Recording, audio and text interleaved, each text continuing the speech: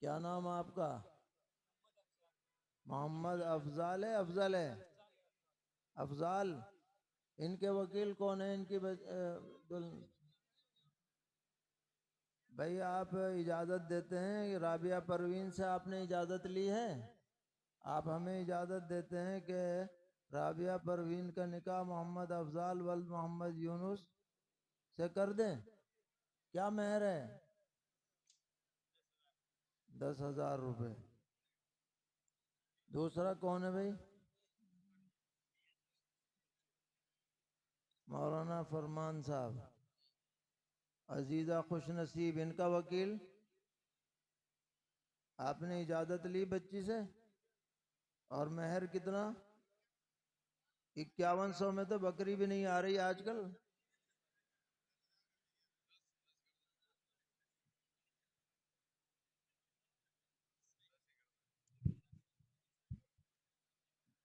لو کرو ٹھیک کرو۔ 10 بھی کم ہے آج کل تو، 10 بھی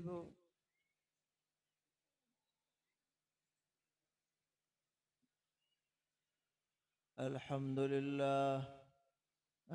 لله نحمده ونستعينه ونستغفره ونؤمن به ونتوكل عليه ونعوذ بالله من شرور أنفسنا ومن سيئات أعمالنا من يهده الله فلا مضل له ومن يضلل فلا هادي له ونشهد أن لا إله إلا الله وحده لا شريك له ونشهد أن سيدنا ومولانا محمدا عبده ورسوله صلى الله تبارك وتعالى عليه وعلى آله وأصحابه وذرياته أجمعين.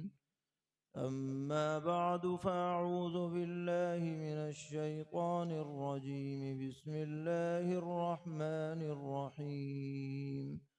يا أيها الذين آمنوا اتقوا الله حق تقاته ولا تموتن إلا وأنتم مسلمون.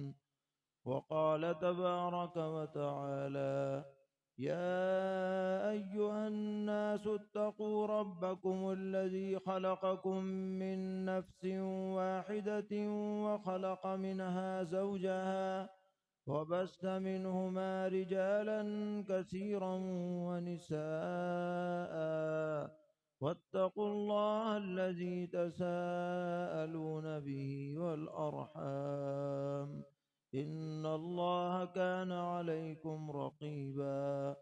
وقال تبارك وتعالى: يا أيها الذين آمنوا اتقوا الله وقولوا قولا سديدا يصلح لكم أعمالكم ويغفر لكم ذنوبكم ومن يطع الله ورسوله فقد فاز فوزا عظيما.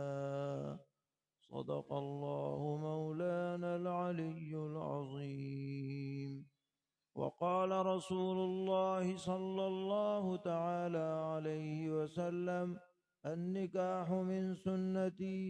وقال عليه الصلاة والسلام: ومن رغب عن سنتي فليس مني.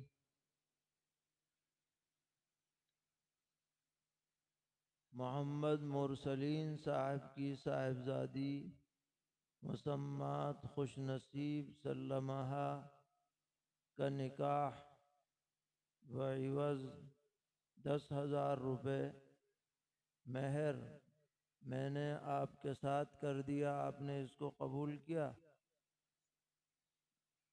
ماشاءاللہ. محمد افضال صاحب. جناب محمد اکرام صاحب چھاپور ہردوار کی صاحبزادی رابعہ پروین سلمہ کا نکاح بعوض 10,000 روپے مہر میں نے آپ کے ساتھ کر دیا. آپ نے اس کو قبول کیا؟ ماشاء اللہ بارک اللہ.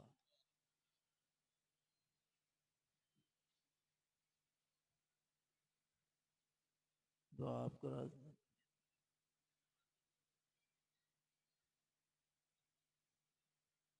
بھائی دعا کرو ان نکاحوں میں اللہ برکت عطا فرمائے. اللہم لک الحمد